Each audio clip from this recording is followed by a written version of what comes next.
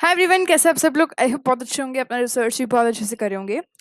आज के वीडियो में हम लोग बेला कासा का FY26 ending and Q4 FY26 ending का रिजल्ट स्टडी करने वाले हैं। देखें कंपनी ने इस बार ईयर एंडिंग पर क्या परफॉर्मेंस दिया है, कैसा परफॉर्मेंस रहा एंड क्या क्या चीज़ें हैं जिनका हमें आगे ध्यान रखना है, क्या चीज़ें हैं जो कंपनी ने इस बार एक्चुअल में अच्छी दी है, क्या है जो सिर्फ इल्यूजन लग रहा है बट एक्चुअल में है नहीं। Let's start discussing all the things in detail.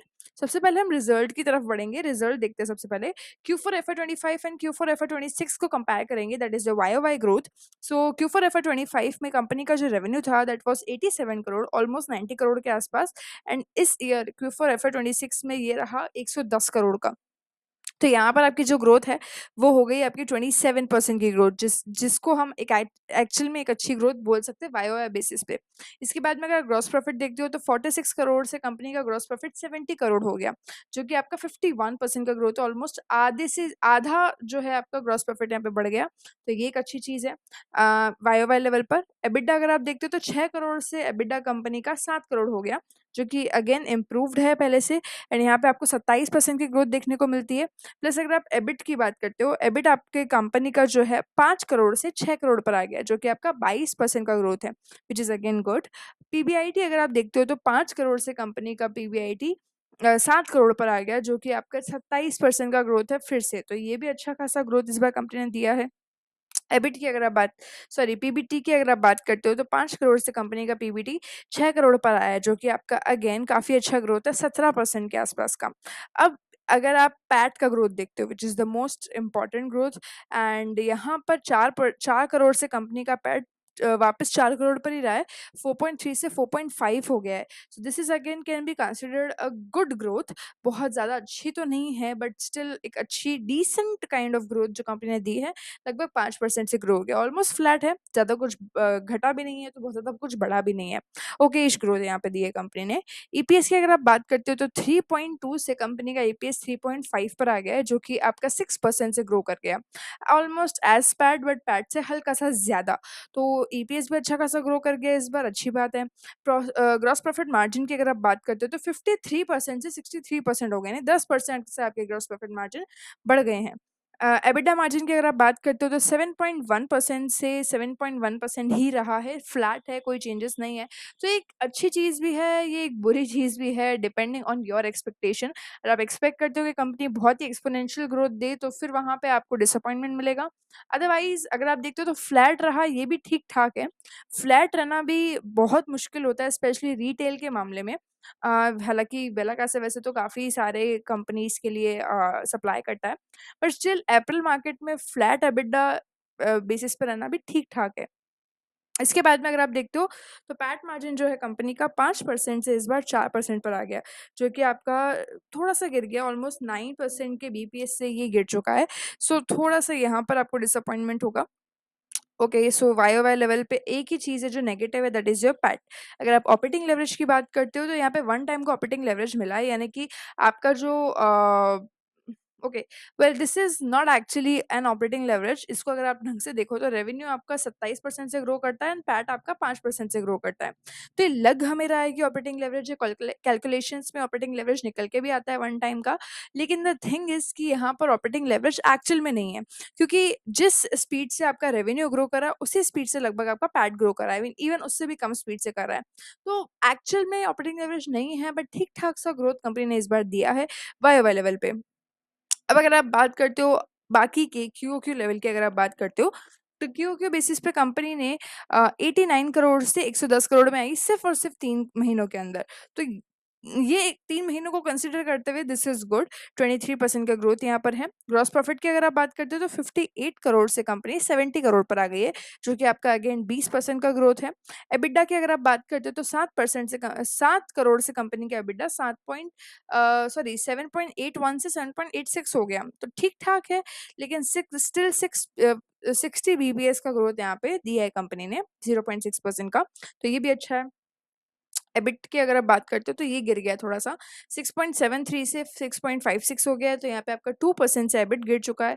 PBIT की अगर आप बात करते हो तो पीबीआईटी कंपनी का 7.6 से 7.4 आ गया, जो कि आपका 3% का डाउन है। अगर आप पीबीटी की बात करते हो तो पीबीटी 6 से 6.1 हो गया है, तो आपका 2% से ये ग्रो कर गया। पैट की अगर आप बात करते हो मोस्ट इम्पॉर्टेंट थिंग, तो 4.4 से कंपनी का पैट 4.5 पर आ गया, जो कि आपका 2.5% पे है। ईपीएस की अगर आप बात करते हो तो 3.3 से 3.5 हो गया, जो कि आपका ऑलमोस्ट 5% का ग्रोथ है। तो अच्छा ग्रोथ इस बार कंपनी ने दिया है क्यूओक्यू लेवल पर भी और वाईओवाई लेवल पर भी। अगर हम मार्जिन्स की बात करें तो यहाँ पर डिसअपॉइंटमेंट है और अच्छा खासा डिसअपॉइंटमेंट है, क्योंकि कंपनी के जो मार्जिन है 64.9% से 63.6% पर आ गए हैं, जो कि आपको ऑलमोस्ट 1.3% का डिग्रोथ है। अगर आप एबिटा मार्जिन्स की बात करते हो तो 8.7 से 7.1 आ गए हैं, जो कि आपका अगेन 1.6% का डिग्रोथ है। अगर आप यहाँ पे पैट मार्जिन्स देखते हो तो 5.0 से 4.1 आ गया, जो कि आपका 0.8% से गिर गया। तो ओवरऑल अगर आप देखते हो तो रिजल्ट ठीक ठाक सा है क्यू की बेसिस पर भी। अगर आप सारी ग्रोथ को देखते हो तो ठीक है, बट मार्जिन्स में ग्रोथ अच्छी नहीं है। मार्जिन्स यहाँ पे गिरे हैं, ऑलमोस्ट 1% से सारे मार्जिन आपके गिर गए हैं। तो यस, ये मे बी स्टॉक को सेल करने के चक्कर में, जो भी आपका बचा कुचा स्टॉक है उसको सेल करने के चक्कर में हो सकता है कि मार्जिन कॉम्प्रोमाइज हुए हुए इस बार, specially after winter season. Next, अब अगर हम FY25 एंड FY26 को कंपेयर करते हैं, जो आपका मेन इस पूरे साल का रिफ्लेक्शन देता है कि एक्चुअल में कंपनी ने कैसा परफॉर्म किया है, तो अगर हम वो देखते हैं, देखो मैं एक सिंपल सी चीज़ कंसिडर करती हूँ कि हाँ, क्यू क्यू या फिर वाई वाई ये ठीक है, मतलब क्वार्टर ऑन क्वार्टर ग्रोथ जो हम देखते हैं कि क्वार्टर का हम स्टडी करते हैं तो वो ठीक है, बट जो पूरे साल का रिफ्लेक्शन देता है वो सबसे इम्पोर्टेंट चीज़ है। अगर आप क्वार्टर ऑन क्वार्टर स्टडी ना भी करो तो भी चलता है, लेकिन ईयर एंडिंग पे स्टडी करना इज़ वेरी इंपॉर्टेंट, एंड एक साल का देखना ही आपको लॉन्ग टर्म होराइजन के अंदर हेल्प देता है। एक साल का जब आप पूरा देखते हो, लाइक एक वो समझो ना, एक रिपोर्ट कार्ड है बच्चे का कि बच्चे ने हर हर टर्म में एग्जाम्स दिए, वो एग्जाम्स मिलकर एंड में एक अच्छा रिजल्ट या एक बुरा रिजल्ट बनाते हैं। तो बच्चे को जज किया जाता है कि उसने पूरे साल में उसका जो लास्ट रिपोर्ट कार्ड बना है, लास्ट उसके क्या परसेंटेजेस है, लास्ट में ईयर एंडिंग पे उसने पूरे क्लास में क्या स्कोर दिया है, तो उस बेसिस पे उस बच्चे को जज किया जाता है। तो same happens with the companies. तो क्वार्टर ऑन क्वार्टर पे, हर 3 क्वार्टर पे जज करना कंपनी को एक तरह से ठीक है, करना चाहिए फॉर ट्रैक रिकॉर्ड हमें करना चाहिए। बट अगेन कि 3 महीने में हम बहुत ज़्यादा एक्सपेक्ट नहीं कर सकते कि कंपनी बहुत ही कुछ बड़ा लेकर आ जाए या फिर बहुत बड़ा कोई ग्रोथ दे दे। हम अभी तक सारे कंपनीज को ऑलमोस्ट 3-3 क्वार्टर से स्टडी करते आ रहे हैं। बट जो ईयर एंडिंग स्टडी है वो सारे ही क्वार्टर्स का रिफ्लेक्शन देती है, जो कि बहुत इंपॉर्टेंट है। ये सब आप भी समझते होंगे। तो अगर हम ईयर ऑन ईयर लेवल की ग्रोथ अगर हम देखते हैं तो 348 करोड़ जो लास्ट ईयर इनका रेवेन्यू था, वो इस बार 416 करोड़ हो गया। तो ऑलमोस्ट 50 और ये आपका 16, ये आपका कुछ 676% के आसपास, सॉरी 66 करोड़ के आसपास इन्होंने एक्स्ट्रा ग्रोथ इस बार लेकर के आए हैं। 19% से ऑलमोस्ट आपका ग्रो कर गया है। ग्रॉस प्रॉफिट अगर आप देखते हो तो 216 करोड़ से 246 हो गया है, तो ये भी अच्छा खासा ग्रोथ है। 13% का ग्रोथ इन्होंने दिया है। एबिटा अगर आप देखते हो तो 28 करोड़ से 33 करोड़ पर आया है, जो कि आपका 16% का ग्रोथ है। एबिट अगर आप देखते हो तो 25 से 29 करोड़ पर आया है, जो कि आपका 13% का ग्रोथ है। पीबीआईटी अगर आप देखते हो तो 26 से 32 पर आया है, जो कि आपका 22% का ग्रोथ है। पीवीटी अगर आप देखते हो तो 21 से 27 आया, जो कि आपका 27% का ग्रोथ है। पैट अगर आप देखते हो, जो मोस्ट इंपॉर्टेंट चीज़ है हमारे लिए, वो आप अगर देखते हो 15 करोड़ से 20 करोड़ आया है, तो 5 करोड़ एक्स्ट्रा इस साल उन्होंने अर्न किया। तो ये आपका 27.4% के आसपास ग्रो करके दिखाया है। ईपीएस अगर आप देखते हो तो 12.4% से 15.3% हो गया। दिस इज अमेजिंग कि ईपीएस आपका बहुत शानदार नंबर से ग्रो कर गया। 3 रुपए से आपका ईपीएस एक साल के अंदर अंदर बढ़ गया। तो ये आपका 21.7% का ग्रोथ है। ग्रॉस प्रॉफिट्स अगर आप देखो, और अगर आप पैट सॉरी एबिटा मार्जिन देखोगे तो यहाँ पर डिसअपॉइंटमेंट है और अच्छा खासा डिसअपॉइंटमेंट है। ग्रॉस प्रॉफिट मार्जिन में आपका 62% से कंपनी 59% पर आ गई है, जो कि आपके 3 पॉइंट से आपका ग्रॉस प्रॉफिट गिर गया। So this is something not acceptable. EBITDA अगर आप देखते हो तो 8.2 से कंपनी का एबिडा 8.0 पर आ गया, जो कि आपका 0.2% से गिर गया है। अगर आप पैट मार्जिन देखते हो तो 4.5% से 4.8% पर आ गया, जो कि आपका थोड़ा सा एलिवेट हो गया है, 0.3% से बढ़ गया है। This is something good. अगर आप ऑपरेटिंग लेवरेज की बात करते तो 0.8 टाइम्स का ऑपरेटिंग लेवरेज मिला, जो ऑलमोस्ट नियर बाय 1 है। तो अच्छा खासा ऑपरेटिंग लेवरेज भी इस बार कंपनी ने अर्न करके दिया है। तो ओवरऑल रिजल्ट अगर आप देखते हो तो अच्छा है कंपनी का, बहुत बुरा भी नहीं है तो बहुत अच्छा भी नहीं है कि हम बहुत इसको अप्रिशिएट करें, वो रिजल्ट भी नहीं है, बट स्टिल एक बहुत ही डिसेंट, बहुत ही quality result I would say कि कंपनी ने इस बार ला करके दिया है। Despite being really really small company, Bella Casa is around 315 crore company, but पूरे साल में लगभग 20% का ग्रोथ दे रही है। वो सबसे बड़ी और सबसे अच्छी चीज़ है। तो यस, आपके ओपिनियंस अलग हो सकते हैं कंपनी पे। From the lens I am watching the company can be different, and आपका लेंस या आपका पर्सपेक्टिव कंप्लीटली अलग हो सकता है, एंड उसमें कुछ गलत नहीं है। आप जो चीज़ कंपनी के बारे में देख सकते हैं शायद वो मैं नहीं देख सकती।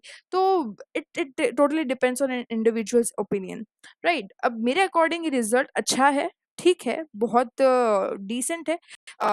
एक एक तरह से आप कह सकते हो कि slowly growing kind of sustainable result मैं इसको बोलूँगी।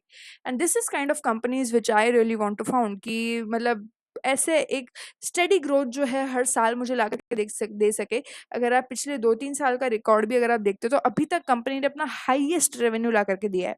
पिछले 4 साल पहले कंपनी 100 करोड़ के रेवेन्यू में अटकी थी, फिर 200 करोड़ के रेवेन्यू में अटकी थी, अब 300 करोड़ के रेवेन्यू से सीधे 400 करोड़ के रेवेन्यू पर आई है।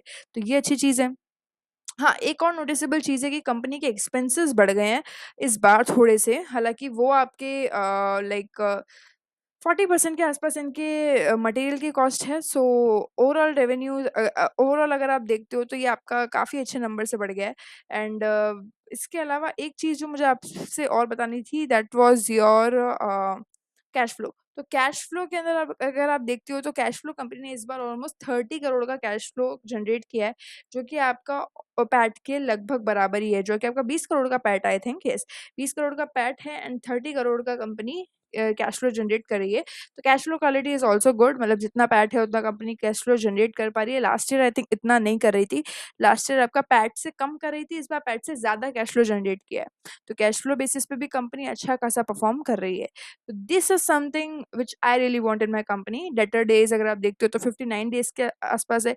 इन्वेंट्री डेज ज़्यादा है, जो कि पहले से कम हो चुके हैं, लेकिन स्टिल इस बिजनेस के अकॉर्डिंग ये ठीक है। इतने ही होते हैं। अगर आप एक सप्लायर वाले बिजनेस या फिर एक मैन्युफैक्चरर वाले बिजनेस की बात करते हैं तो उनको इन्वेंट्री होल्ड करना पड़ता है। सो या बाकी सारी चीज़ें भी ठीक नज़र आती है। अब अ, जो प्रॉब्लम्स है कंपनी में एक बार वो देख लेते हैं। थोड़ा-सा ट्रेड रिसीवेबल्स कंपनी का बढ़ गया है। लास्ट ईयर 49 करोड़ था, इस बार 67 करोड़ हो गया, जो ऑलमोस्ट 37% से जंप हो गया। तो ठीक है, ये भी कंसिडर किया जा सकता है, बहुत कुछ बड़ा नहीं है। एंड इसके अलावा और कुछ है नहीं जो मुझे कंपनी में बुरा या कुछ ऐसा कंसर्निंग नज़र आता है। Baki, almost everything is good. So yeah, that was all the things I wanted to discuss about Bella Casa. And again, company has done good this time. EPS और cash flow basis पे काफ़ी अच्छा किया है. Debt company को almost zero है. And yeah, almost these things are which I wanted to discuss. So yeah, uh, these all the things. अच्छा, एक चीज़ अगर आप और नोटिस कर पा रहे हो तो वो ये है कि Q4 FY25 और Q3 FY26 में अगर आप देखते हो तो मतलब आप अगर इसके बेसिस पे देखते हो लास्ट ईयर से जो ग्रॉस प्रॉफिट मार्जिन्स है वो बड़े हैं, बट एक्चुअल बेसिस पे अगर आप देखते हो लाइक पिछले साल से इस साल में आपकी ग्रॉस प्रॉफिट मार्जिन अच्छे खासे नंबर से बड़े भी है। ये हमने शायद इग्नोर कर दिया, जो एक पॉजिटिव पॉइंट है कि 10% से पिछले साल से कंपनी ने अपने ग्रॉस प्रॉफिट मार्जिन को बढ़ा लिया है। तो ओवरऑल एक ईयर में ये काफ़ी सही है।